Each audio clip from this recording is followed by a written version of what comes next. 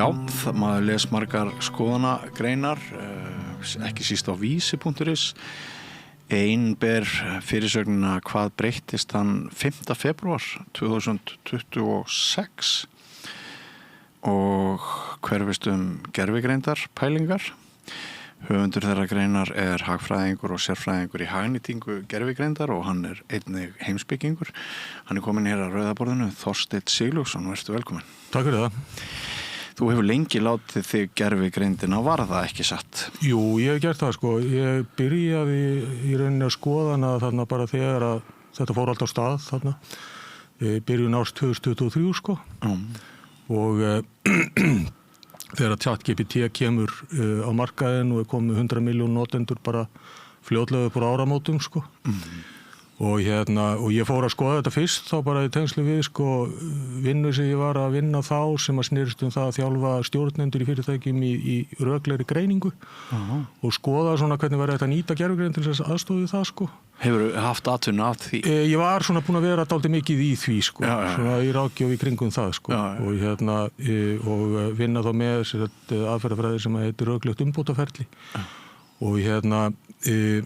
og ég sá fljótlega þess að það verið að nýta gervigreind mjög vel til þess að aðstoða við slíka greiningar, ekki til þess að gera þær, heldur til þess að aðstoða við þær, til þess að spotta villur, til þess að grípa svona kannski fyrirverðingjarna forsendur sem eru með og þannlega sko. Og svo fljótlega eftir það að þá fór ég að þróa námsefni í þessu og svo búin að vera að kenna námskeið núna í að vera 2 ár niður í endurmenntun akkurat í þessu efni sko. Og reyndar búin að vera að kenna síðan fleiri námskeið sko sem tengjast notkun gervigreindar bæði þá í áætlanagerð og í rótargreiningu líka. Þannig að þetta svona búið að vera dálítið mikill fókus sko.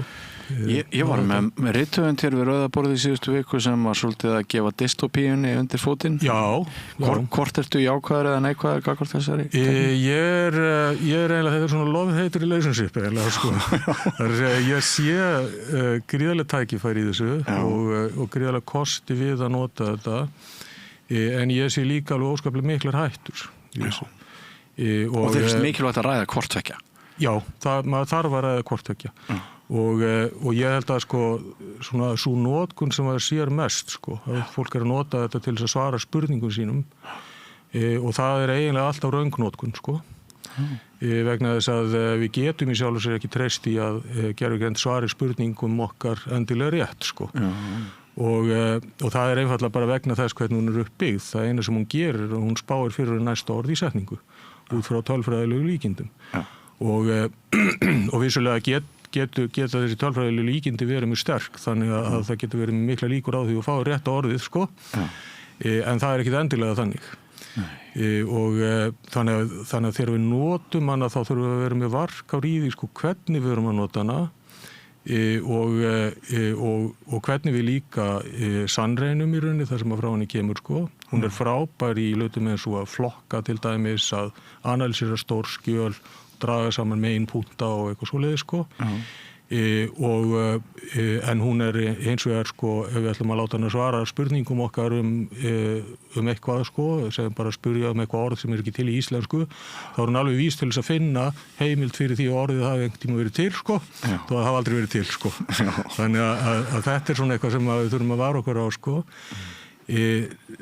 Síðan hins vegar sko, já, það sem að ég held kannski að við þurfum síðan og ræðum kannski meira á eftir sko, það var okkur sérstaklega á þessu það að það svo auðvelt af því að gervigreindin getur unnið svo mörg verk vel að það svo auðvelt fyrir okkur að í rauninni að láta henni bara eftir sko okkar verkefni. Og reyndar áður ég skrifaði þessa grein sko viku áður þá skrifaði ég aðra grein sem að fjallaði akkurat það sko og þær áhyggjur sem ég hef haft af því sko þegar verið að innleiða gervigreind í samfélaginu og kannski sérstaklega til dæmis í stjórnsýslunni sko þá með skilvirkni að markmiði til þess að reyna að spara vinnu, reyna að flýta fyrir afgreiðslu mála og þannlega sko vegna þess að ég bara búin að sjá mörg dæmi það að fólk sé að nota þetta og þess vegna sko bregðast rangt við til dæmis erindum frá borgurunum kveður branga úrskurði og svo framvegis af því að verið að nýta gervigreind og það sem að gerist smátt og smátt síðan sko er það að sko ef við höfum þjálfað okkur upp í það að fást við eitthvað verkefni hvort sem að við erum lögfræðingar eða hagfræðingar eða viðskiptafræðingar eða hvað sem sko að þá það sem gerist bara líffræðilega sko að þá styrkjast ákveðnar taugatengingar í heilanum sem að gera okkur betri og betri í því að fókusera á þetta ef við síðan hættum að gera þetta að þá fara þessi tengingar að veikjast aftur og það getur gerst hratt þar sem við getum glatað í rauninni hæfni með hratt ef við notum gervigreind í óhófi. Og þetta stutt rannsóknum? Þetta stutt rannsóknum og þetta sko, það fullt af rannsóknum sem sína hvernig þetta gerist sko. Og áhugavert til þess ég var að fundi til þess bara OECD-fundi núna fyrir áramótin sko. Og þar var einmitt verið meðal annars að ræða sko ráðstefnu sem var haldin í Kanada á síðasta ári með sérfræðingum í gervigreind og það sem verið að horfa á þetta út frá rauninni því sem við erum að fást við þarna sem eru hagrannsóknir og slíkt sko. Og þá var einmitt þetta sem við kallað skills erosion var eitt megin áhættuþátturinn sem að þar var talað sko. Hvernig þetta gæti gerst sko. Og við hættum þá sem sagt að í rauninni að hugsa krítískt og við hættum kannski að geta það sko og við höfum séð svona dæmi það var svona málin á Bifröst daginn sko þar sem að gervigreind bara notuð til þess að fara að leggja mat á einhverja vísindaransóknir sko og kemur bara einhver tóm steypa út úr því sko og svo bara haldið áfram sko með þær niðurstöður þú veist, og aldrei stoppað við og hugsað er ég að horfa á þetta réttan hátt sko og þetta raunverulega eitthvað sem að ég á að vera fókusar á sko og annað svona dæmi ég heyrði bara daginn þá bara heyrði ég utan að mér sko eða út undan mér embættismenn sem var að tala við sessunauð sinn sko á fundi og segja frá því að starfsmaður hefði einmitt notað gervigreind til þess að svara fyrir spurn sko og frá einhverjum borgara og sendt svo svarið sko hvort það var eitthvað álitið eða úrskurður eða slíkt sko og þá var sér plaggið byggt á sko gervigreindin sem var notuð, hún var ekkert með nýjustu lög þannig að þetta var byggt á úreltum sko lagagrundvelli og kom náttúrulega tilbaka vegna þess að það var einhver lögfræðingur á hinum endanum sko en hvað hefði ekki verið lögfræðingur á hinum endanum þú veist þannig þetta að spyrja sér spurningar sko varðandi bara og ég spyr mig bara sko í þessu sko réttaröryggi reyðlega sko þess að þetta út allt að gerast og mjög stór hluti af notkun og gervigreind sko í fyrirtækjum og stofnunum það sem kallað shadow AI það skugganótkun, það að segja þá viðkomandi skipulagsheild í rauninni ekki sko með kannski einhverja greita áskrifta gervigreind eða slíkt fyrir starfsmenn fólk bara nota sínar eigin áskriftir og stjórnendur veit ekki einu sinni af því sko það svona að þessi verið að gera það sko og þannig að þetta svona þarna stór áhættu þáttur held ég sko það sem kannski eða einna mest spennandi að velta fyrir sér það sko hvort að verða samfélagsbreytingar, jafnvel róttækar og hve miklar og hvers vegna. Kannski erum við á leiðinni þangað, kannski geymum við það aðeins en af því að ég hóf þennan inngang á því að minnast greinar þinnar hvað breyttist þann 5. febrúar 2026 þá kannski verið tímabært að lesendur, hlustendur og áhorfendur svona fá að vita aðeins meira. Hvað var það sem breyttist 15. febrúar 2026? Þessi fyrirsögn hún byggir á grein eftir bandarískan frumkvöðul sem heitir Matt Schumer og fjárfestir í gervigreind og frumkvöðul í hugbúnaðariðnaði og hann skrifaði þarna grein, ég held að hann hefði komið 9. febrúar í maður rétt sko, þar sem hann spyr þessar spurningar og fer yfir það og það sem hann að fjalla þarna nýjustu líkunin frá bæði Anthropic og OpenAI sem þá sérhannið fyrir sko forritun og hann þá búinn að prófa þessi líkun sko og hann segir einfaldlega sko, fram að þessu þá hefur verið talað svona kannski low level skrifstofustörf og eitthvað slíkt að þau muni hverfa hann segir bara sko allur tæknilegi hlutin á starfinu mínu ég orðinn óþarfur þar Segir hann það? Já, hann segir það. Vegna þess að hann segir sko, ég get núna, sem að var ekki áður hægt, ég get einfallega gefið líkanu fyrirmæli, til dæmis að skrifa eitthvað forrit, bara tiltölulega lausleg fyrirmæli og það bara fer svo á stað og það byrjar á því að skrifa forritið út frá þessum fyrirmælum og síðan leggur það mat á það út frá þá þeim notendahópi sem það gagnast, hversu vel það gagnist, hverju þurfa að bæta við og svo framvegis, prófar allt sko sjálft og skilar svo bara tilbúnum kóða og hann segir að þarna komin algjör grundvallar breyting vegna þess að hinga til þá þetta verið þannig að þú getur látið gervigreind vinna svona hrávinna sko, eitthvað, en síðan þarf þú alltaf að fara yfir það. En núna þarf þess ekki lengur. Og og það sem að sko og þetta alveg risakvörf í sögunni? Það gæti verið það sko, það gæti verið það ef að hann hefur rétt fyrir sér, svo hafa náttúrulega einhverjir aðrir líka sko talaði að þarna síðan kannski einhverjum hnökrar á eitthvað svoleiðis sko, en þetta náttúrulega bara nýkomið, þannig að ég ennþá á biðlista til dæmis eftir þessu líkanu sko, þessu nýjasta. En hann sem sagt segir sko, það sem að breytast með þessu, það ekki bara það að líkunin sé orðin jafnfær sko og mjög góðir forritarar í forritun, heldur það að þegar að þau eru búin að ná þeirri hæfni, að þá getur við farið að þróa sjálf sko, getur sína í alls konar öðrum sviðum sko, sem að hinga til hefur henni þurft þá mjög góða mannlega forritari til að gera og þetta geti orðið alveg grundvallar sko og mjög hröð breyting þar sem að líkunum bara stór efli sína eigin hæfni á grundvalli þessari nýju getu til þess að forrita eins og bestu forritari í heimi. Verið svona skapalón fyrir aðra heima? Í rauninni sko, já. Í rauninni. Og svo svolítið athyglisvert, ég talaði það líka þessar grein sko að bara sama leyti, þetta bara í byrjun febrúar, að þá kemur önnur grein, eða reyndar ekki grein, heldur bréf, frá Mrinang Sharma sem var til skamms tíma öryggistjóri Anthropic.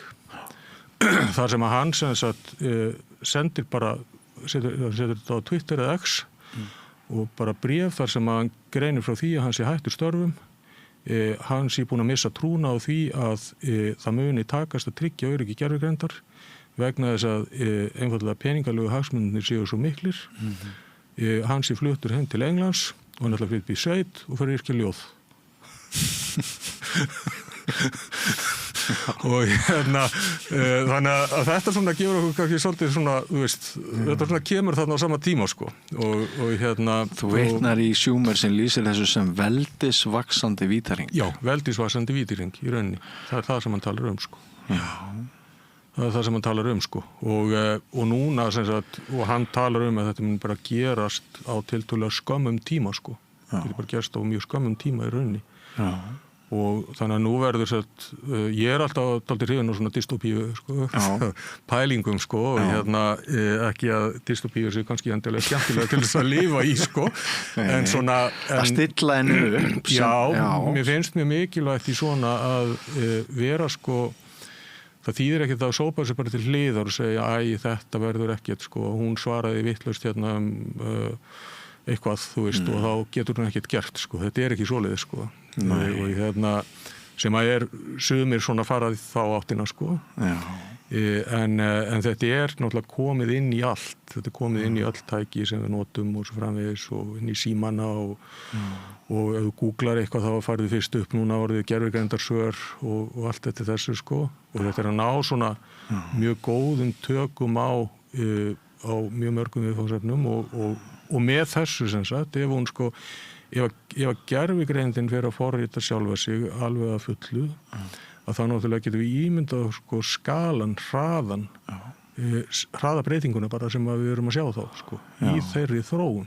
Og það sem að hann í rauninni sko hefur áhyggjur af, það það sko. En svo heyrir maður líka sko að í kringu 2030 þá stefni í að það verði einhver annar hvarfpunktur, hvort þá talað skapandi gervigreind. Já, það sem sagt það það sem kallað sko almenn gervigreind. Almenn gervigreind. Sko artificial general intelligence sem samt sko, ég veit það ekki, ég meina það er sko það er nú sko núverandi tækni í rauninni. Hún nægir kannski ekki í sjálfu sér til þess að búa það til sko. Okay. Það að segja þá það gervigreind sem verði betri í öllu heldur en fólk sko. Og sem að hugsi í raun og veru sko. Núverandi gervigreind hún hugsar ekki. Nei. Sko. Og en okkur virðist hún hugsa sko. Já. En svo þetta enn aðrir sem að segja sko, það skiptir í sjálfsög ekki máli hvort að þessi artificial general intelligence kemur. Það sem skiptir máli það hvort að við trúum því að gervigreind hugsi, hvort við trúum því að gervigreind hafi sjálfsvitund og svo framvegis. Og það einmitt Mustafa Suleyman sem að setti nú á stað á sínum tíma þessa Google gervigreind sko. Hann skrifaði þetta fyrir, ég held að sé orðið ár síðan eða eitthvað svo leið sko, að þá hann þetta velta þessu fyrir sér sko, getur gervigreind mögulega aðalast sjálfsvitund og niðurstaðan hans það skiptir ekki máli hvort hún aðalast sjálfsvitund ef við trúum því hún hafi sjálfsvitund. Og þetta er mjög mikilvægur punktur í rauninni vegna þess að sko, þetta rétt hjá honum. Sjálfsvitund þess eðlis að við getum ekki komið staði sannreynt að beint hvort einhver hafi sjálfsvitund. Við metum það út frá hegðun, viðbröðum og svo framvegis. Og þetta bara svipað eins og Alan Turing talar þegar hann skrifar Computing Machinery and Intelligence 1950 að það sem að leggur svolítið grunninn að í rauninni þessu svokallaða Turing prófi sem að þá notað til þess að reyna að meta sko hvort tölva hugsa eða ekki. Og hann byrjar í rauninni á því að segja sko hugtakið hugsun ekki relevant. Það skiptir ekki máli, það bara ruglingslegt hugtak og það bara flækir málið.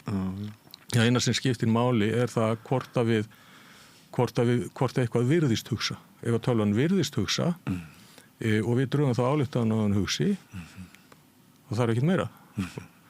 Og þetta er svona sko, þetta er áhugavert í tengslu við þetta sko að og Schumer talar einmitt þetta líka sko, þá í tengslu við til dæmis dómgreind og smekk sko. Að hann sér þetta þannig að þessi nýju líkön sko, þau virðist hafa dómgreind og smekk. Og það skiptir ekki máli hvort þau hafa dómgreind og smekk sko. Svo lengi sem það lítur þannig út sko, að þá, og við trúum því, að þá breytir það hegðun okkar sko. Það sem kannski lykilatriðið sko. Einmitt. Maður veit ekki hvort mann á að finnast það krútlegt eða hryllilegt þegar maður að lesa Facebook-statusa frá fólki sem svo þakklátt og ánægt með hvað gervigreindin kurteis. Já, nákvæmlega sko, já, akkurat. Svo veist, þetta Já, ég meina þú veist, við höfum náttúrulega mjög ríka tilhneigingu til þess að sko leggja mat á einmitt svona samskipti út frá því hvernig þau eru. Og ef þau eru mannleg og virðast vera mannleg, að þá það allt öðru vísi heldur en ef við erum að slá einhverjar tölur inn einhverjar talnarunu og fá þar talnarunu. Já, og svo hefur líka heyrt fólk segja að það sé sérstaklega kurteist og viðmóts þýtt við gervigreindina á móti vegna þess að það vilji hafa hana góða þegar hún tekur yfir. Já, einmitt, jú, akkurat. Það kannski meira svona grín sko, en samt alveg ákveðin alvari kannski bak við það sko, vegna þess að síðan náttúrulega það sem gerist líka það að sko allt snýst þetta rosalega mikið upplýsingasöfnun sko. Já. Og ef við hugsum bara út í það sko, hvað verður allar þær upplýsingar sem að þú ert að setja inn í gervigreind. Og segjum bara eins og sumt fólk gerir, það að trúa gervigreind fyrir sínu leyndustu hugsunum sko, og fá bara sálfræði hjálp og svo framvegis sko. Og sko og hvað verður allar þessar upplýsingar sko. Og þessar upplýsingar eru náttúrulega nýtanlegar í sko hagnaðartilgangi og í þeim tilgangi að stýra fólki líka heldur betur sko. Þannig að og þá einmitt sko kemur að því kannski sem að ég las einmitt fyrir ykkur ári síðan sko í grein þar sem að spurt sko verður þetta þannig að þetta snýst ekki lengur það að sko að tæknin sé að spá fyrir ákvarðanir okkar heldur að hún að móta ákvarðanir okkar sko. Og þannig getur þetta farið með hratt í rauninni sko. Áður við förum í samfélagsbreytingarnar, á hvaða skala þessi bylting? Ef þú berð þetta sama við eitthvað annað í sögunni eða svoleiðis, þetta án fordæma eins og sumir segja eða hvernig metur þetta? Sko, ég myndi meta þetta þannig að þetta sé á mjög stórum skala. Þessi bylting sé á mjög stórum skala og ég meta bara þannig að ég er búin að fylgjast með þessu í þennan tíma og ég er búin að sjá hvernig þessi líkun hafa orðið öflugri og öflugri og hvað eru farin að geta gert sko. Og hvað gerist hratt. Og það er kannski tvennt í þessu sem er áhugavert sko. Annað dæmi sem ég oft nota sko, það er það sem kallað theory of mind á ensku. Það heitir hugarkenning á íslensku. Þetta sálfræðihugtak. Þetta merkir rauninni, þetta hæfileikinn til þess að setja sig inn í hugarheim einhvers annars. Og það var gerð mjög áhugaverð tilraun með þetta núna fyrir, það verður 2 ár síðan held ég.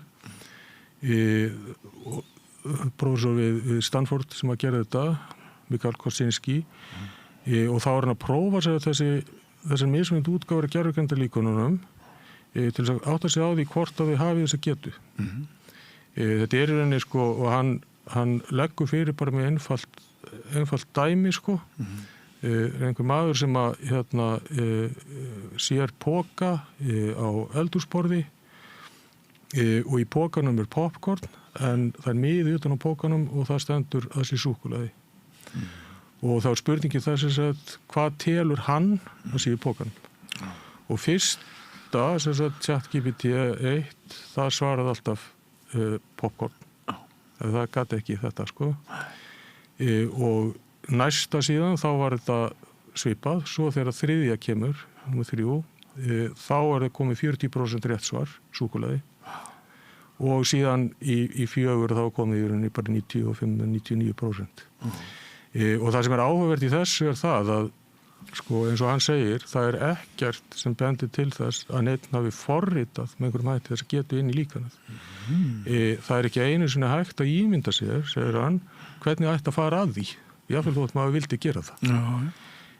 Eina ályktun sem hægt að draga þessu að með stækkandi líkonum og flóknari að þá myndist einhver svona hæfni, myndist þessi hæfni, þau mynda hann bara með sjálfu sér. Sem svolítið skeri sko. Sérstaklega í ljósi þess að sko þessi hæfileiki sem sagt að setja sig inn í hugarheim einhverjar annars, það talið að engin önnur dýrategund en maðurinn hafa hana og hún hefur eflaust myndast sko ábyggilega 20 eða 100.000 ár. Sko. Þetta gerist þetta bara einhverjum 2 misserum í gervigreindinni sko.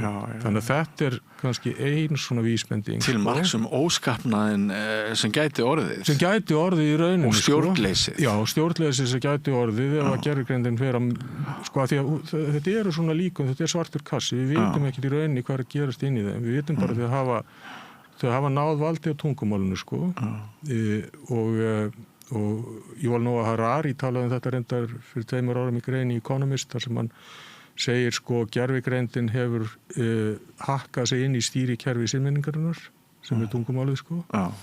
Og þegar hún hefur náð valdi á tungumálinu þá náttúrulega spurningin svo mun það leiða til þess að ná valdi yfir tungumálinu sko. Og þá yfir okkur. Vegna þess að tungumálið náttúrulega það sem að grundvallar alla okkar siðmenningu, samskipti og svo framvegis. Og þannig að þetta eitt svona sem sagt, þetta hvernig hún getur sko mynda með sér nýja hæfni eftir því sem hún þetta verður öflugur í líkön.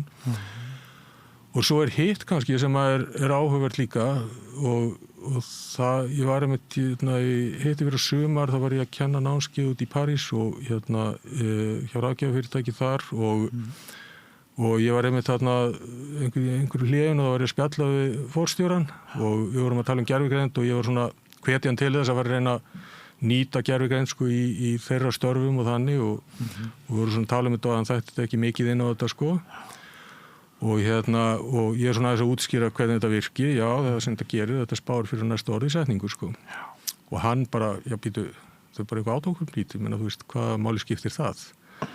Það spá fyrir næsta orði í setningu sko og ég sagði við hann sko, ok, ég meina hvað er svona merkilegt í það að ein eind fari frá einum pól yfir á annan? Er eitthvað merkilegt í það? Og það svo já, heyrðu, já, það er rafmagnið. Það er rafmagn. Það er bara það. Það fer eind frá einum pól yfir á annan. Og sko, þannig að samlíkingin sko við rafmagnið er svolítið áhugaverð. Þannig að það eru margir sem hafa notað hana. Og talaðu að sko áhrif gervigreindar verði sambærileg jafnvel meiri en áhrifi af uppgötvun rafmagnsins sko. Og rafmagnið er náttúrulega bara gjörbreytt og gjörbillt í öllum heiminum. Og við sáum þetta bara til þess að fyrir þegar rafmagnið fór á Spáni og Portúgal. Bara samfélagið laðist niður. Og við getum rétt ímyndað okkur hvernig það væri ef að þetta gerist hér sko. Þannig að sko og hagkerfi hrynni á einni nóttu. Hagkerfi gæti hrynni á einni nóttu og við erum bara komin aftur á steinöld sko. Sérstaklega að við erum hætt að nota einu sinni peningarsæla sko og allt því og allir flutningar allt er háð því sko og þegar við erum orðin háð sko gervigreind með allt að þá getur þetta mjög verið líka raunin sko þá kannski við hugsum það sko því meira sem að við verðum háð gervigreindinni sko að sko þegar við erum orðin kannski háðin eins og margir eru bara í öllum daglegum störfum sko og henn allt í henni kippt burt sko. Hvað afleiðingar hefur það sko. Þannig að það er svona skalinn sem að mér finnst þetta vera á sko og auðvitað náttúrulega, ég meina þú veist maður er náttúrulega auðvitað að velta fyrir sér einhverju spátumum og slíku sko en mér finnst það allavega mikilvægt að velta þeim fyrir sér sko áður en allt gerist heldur en eftir á sko. Sjúmer talar einmitt það í greininni sko, hann ber þetta sama við það við séum stödd í febrúar 2020.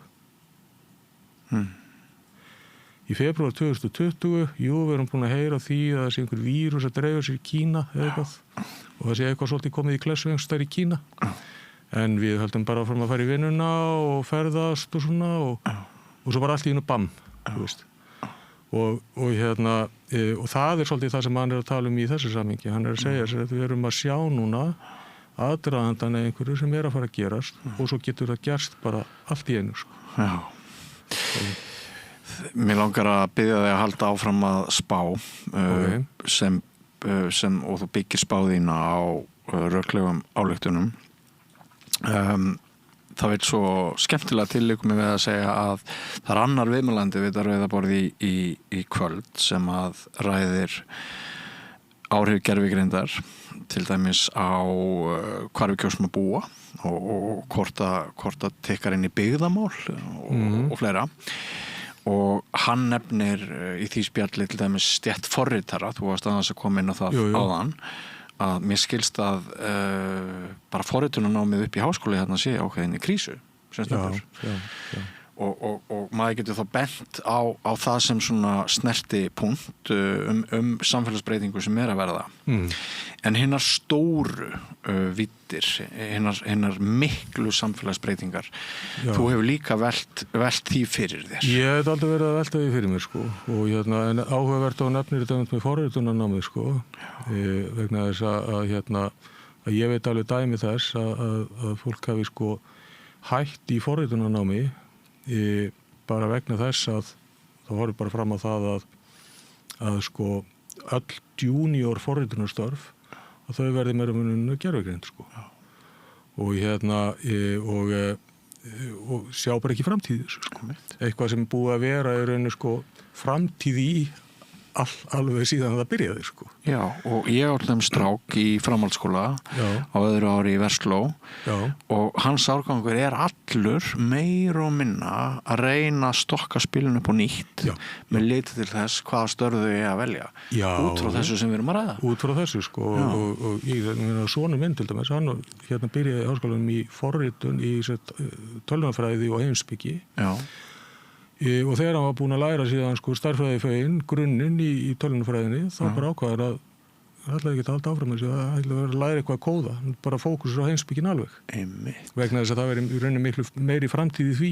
Og þar liggur líka svarið, segir Bergsveinn Birgisson rithöfundur í spjalli gervigreindina, að sko við höfum varpað fyrir róða, segir hann, áherslu á hugvísindi, sögulega þekkingu, hroki samtímans og oftrú á pósitívisma. Já, við höfum gert það. Tekur undir þetta allt saman? Ég tek undir þetta og ég verð að segja, sko, ég meina, ég lendir því til dæmis bara í gæra, verið í fyrsta sinni held ég sammála á Snorra Másinni. Það var hann að skrifa þessi áform núna að leggja niður sko latínunám við Menntaskólann í Reykjavík, sem að og hann að tala þetta sko, þarna sé verið í raun að grafa undan þessum klassísku mentum sko, sem að skipti samt sé í rauninni það sem skiptir okkur öllu máli akkurat í dag sko, að við náum sem bestum tökum á því.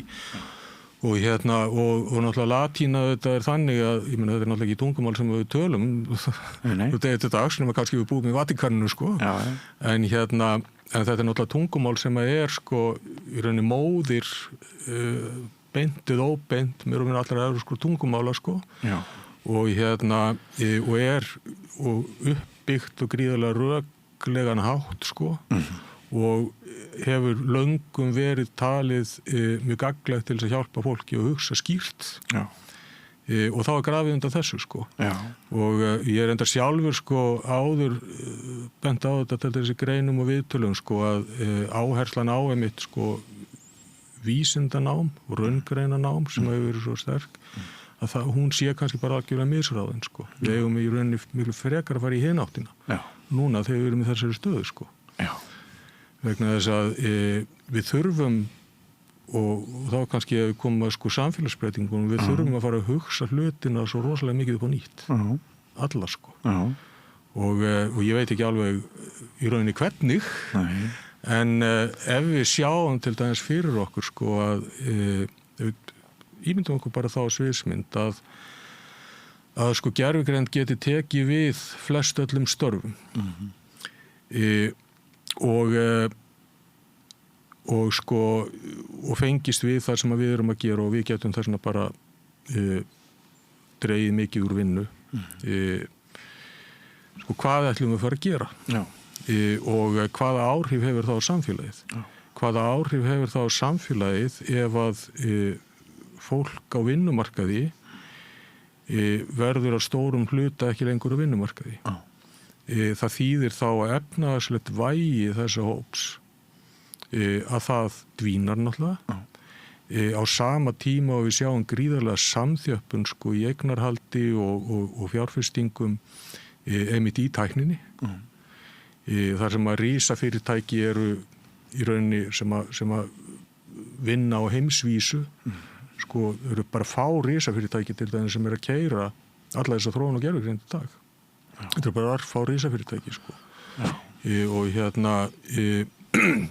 og það eru kannski komin í það á þennan stað sko þar sem að fjármagnið vægi fjármagnsins er orðið svo gríðarlega mikið og vægi hins vegar vinnuaflsins í rauninni mjög lítið og við veitum náttúrulega hvernig þetta fór á sínum tíma í Róm sko að þegar maður rómverska lágstjettin í rauninni var iðjulaus það voru bara brauð og leikar, það voru bara haldið uppi af yfirvöldum á þess að hafa neitt við að vera sko og svo endaði með því náttúrulega að þetta hrundi allt sko og þannig að þetta er eitt sko, það er þessi bara efnahagslegi sko, bara efnahagslegi veruleiki sko hvaða þýðingu þetta getur haft sko síðan náttúrulega annað í þessu líka sko að sko sumir segja, já það skapast alltaf ný störf í staðinn sko og ég var náttúrulega að horfa á Kastljósið í gær sko, þar sem við vorum nokkur að tala um þetta og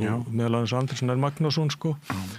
Og Andri Snær náttúrulega svo mikið svona bjartsýnismaður sko, hann talar bara það myndast bara ný störf og svona og það kannski svona þessi frjálshyggju hugsun sko sem er svolítið þetta að það bara gerist.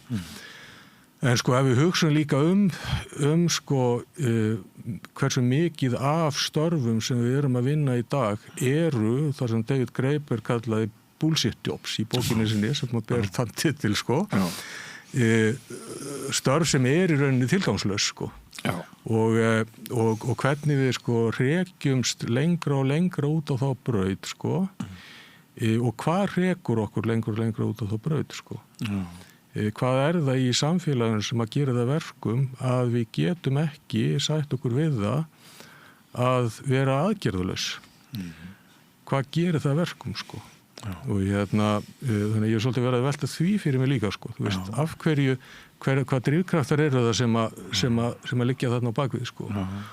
Og það þessi gamla hugsun að vinna göfgar mann. Vinnan göfgar mannin sko og það sem skiptir máli að það er auðgast og það er að auka hagkvæmni og skilvirkni og svo framvegis sko.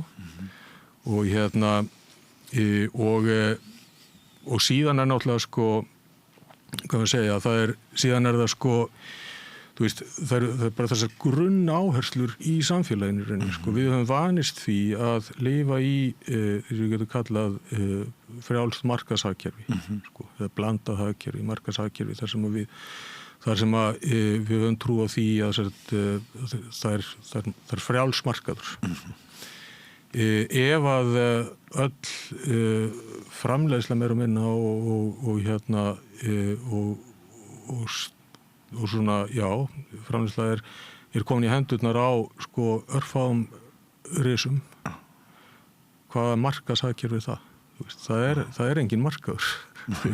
Það er bara eitthvað vald sko yfir okkur sem að við bara verðum að fylgja og við verðum að hlýða og sem að jafnvel stjórnar ákvörðunum okkar og ef við stjórnum ekki ákvörðunum okkar sjálf, hvernig getum við þá talað markaðshagkerfi grundvallast á frjálsu vali og ef það er fyrir bí, hvað þýðir það sko? Og þá er hægt að velta fyrir sér sko þá er náttúrulega hægt að fara að velta fyrir sér alls konar alternatives sko, þú veist, eins og bara einhvers konar sósíalisma eða einhverju slíku sko og þar sem að bara þetta dót er tekið og þjóðnýtt og eitthvað þannig sko. Er eitthvað sem bendir til þess, finnst þér að líkurnar aukist á því? Ég er ekki viss um það sko og ég er reyndar ekki viss um að það væri neitt vit í því sko. En sko það sem að ég hef svolítið velt fyrir mér sko í þessu er það sko að hvort að við þurfum hugsanlega að fara að hugsa samfélagið einhvern veginn algjörlega upp á nýtt sko, út frá allt öðrum áherslum sko. Og þar sem að við erum þá ekki að sko, þar sem reynum að slíta okkur frá þessum grunnviðmiðum sem að liggja samfélagið til grundvallar sko, sem eru þetta sem sagt að við þurfum að reyna að aukast, við þurfum að reyna að ná völdum og svo framvegis sko. Heldur að hugsa hlutin algjörlega annan hátt sko.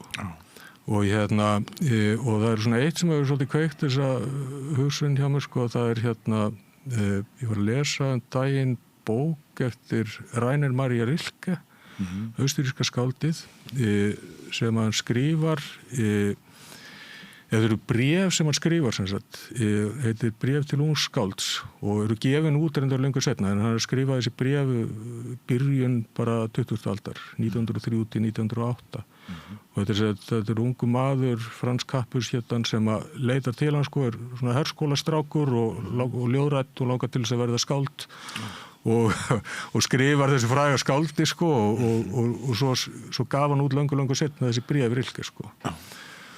Og þarna Rilke mitt að sko, hann að tala þarna sko, hann alltaf að tala um þetta skáldskap og hann að leiðbeina honum svona hvernig hann að gera og hvernig hann að hafa lífið sinn úr svo framvegis til þess að geta náð góðum tökum á ljóðlist og þannlað og bend honum á hinn og þessa höfunda og bækur og svo framvegis.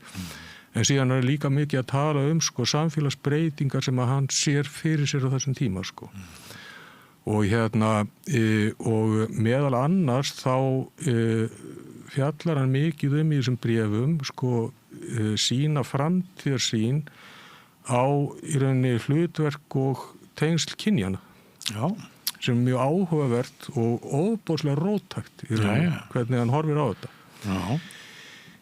Vegna þess að sko hann talar sér það að sko að nú séu konur í rauninni að verða sko fullgildir meðlimir í samfélaginu, þar að segja að öðlast frelsi í þessu íhaldssama samfélagi sem verið hafði sko.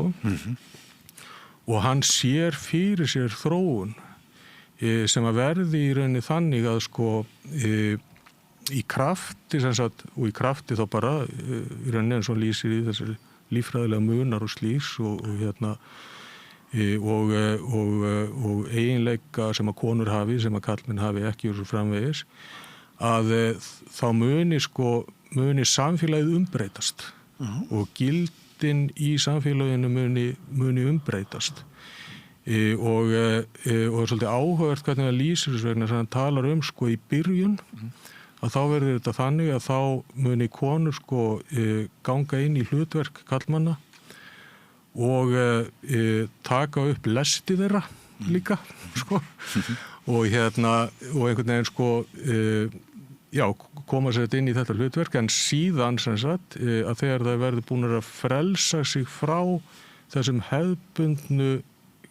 hefðbundna kynjahlutverki, að þá muni samfélagið umbreytast.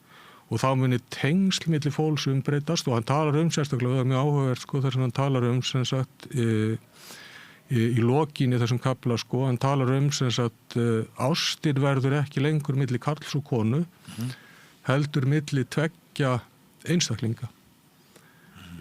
Og þarna hann að spá fyrir sem sagt og sjá fyrir sér. Þetta 1904 sko. Já. Hann að sjá fyrir sér einhvers konar svona algjöra reiðlun og upplausn í þessu. Og mér finnst þetta svo áhugavert vegna þess að sko, hann svo framsýn sko, og hann líka svo bjartsýn.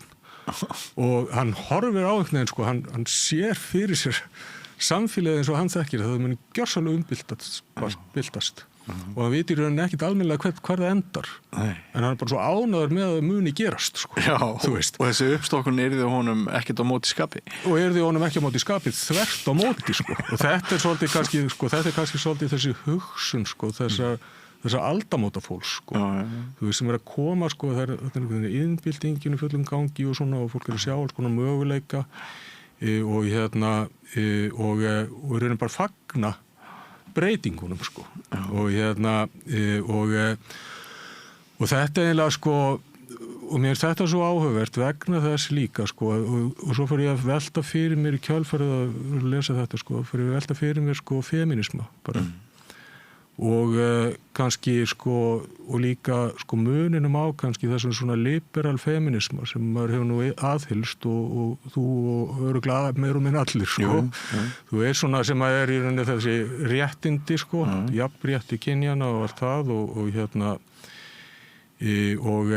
að ef við komum því umhverfi öll í lag þá muni þetta allt saman jafnast út sko á endanum. Og svo horfum maður kannski á það sem að hefur gerst sko. Og ég var enda ríðan upp daginn sko fyrir eitthvað cirka 30 árum síðan að þá var ég á kafi í að starfa með samband okkur sjálfstæðismanna og ég fyrir landsfundið mitt þarna og þetta er einhvern tíma 90 og eitthvað sko og og er sér að þá var ég formaður sér í jafnréttisnefnd sambandsins sko. Og við mótum mjög róttækar tillögur sem við förum með á landsfund, tillögur breytt sönnunarmat í kynferðisbrotamálum. Voru mjög róttækar tillögur og fengið heilmikla gagnrýni sko. En við fengum samt landsfundin með okkur og þær voru samþykktar með lófataki.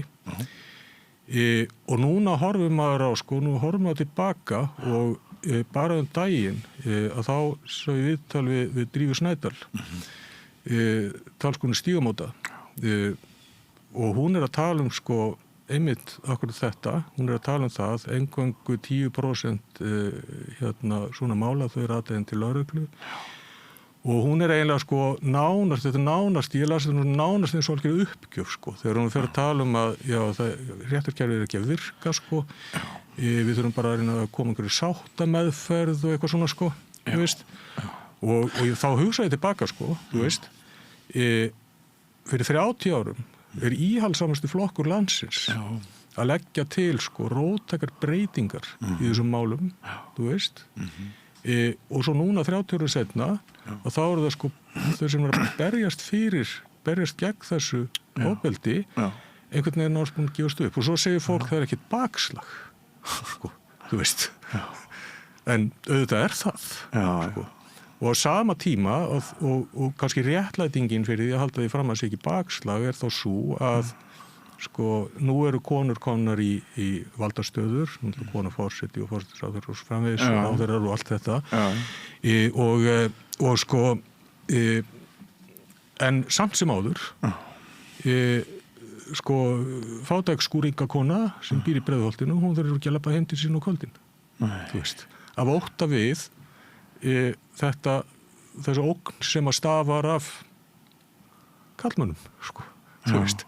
Og það hefur ekkert breyst og það hefur bara jafnvel versnað sko. Þú veist, þessum brotum jafnvel bara fjölga og þessi staða þannig sko og ég set þetta til þessi samhengi við þessi rilketalarum sko og mér finnst það svolítið áhugavert þegar hann talar þetta sko hvernig í millibilsástandinu ganga konur inn í hlutverk karlmannanna og þá velti maður fyrir sér eru við þar núna sko, þú veist að sko, og þá fer maður að velta fyrir sér öðru sko, og þá fer maður að velta fyrir sér í rauninni þessu kannski kjarnahugtaki sko í feminismunum, þá í róttækum feminisma sko, sem er feðraveldið og hvað það hvað þýðir það í rauninni sko og ég held að sko það þýðir í rauninni, það þýðir ekki það að sé einhverju pappar sem stjórnöldu sko, þú veist, þetta ekki svoleiðis. Þetta snýst fyrst og fremst vald. Og mun gervigreindin fella feðraveldið? Nei, við getum gert það, sko. Gervigreindin mun aldrei gera það. Gervigreindin, hún mun raunar, sko, held ég miklu frekar staðfesta það. Og við sjáum það bara á, sko, ég meina hugsun bara til dæmis klámyndanhneykslið í Grokk daginn, þú veist. Og allt þetta, sko, gervigreindin staðfestir allt þetta, sko. En spurningir sem ég svona að koma að þessu sko, svolítið, sko að þegar maður velti fyrir sér þessu sko, sko hvað það sem grundvallar í rauninni þessa samfélagsgerð þar sem að þetta valda ójafnvægi til staðar sko og einhvern veginn svona inngróið sko að það sko þetta upphaflega vald húsbóndans yfir eiginkonunni.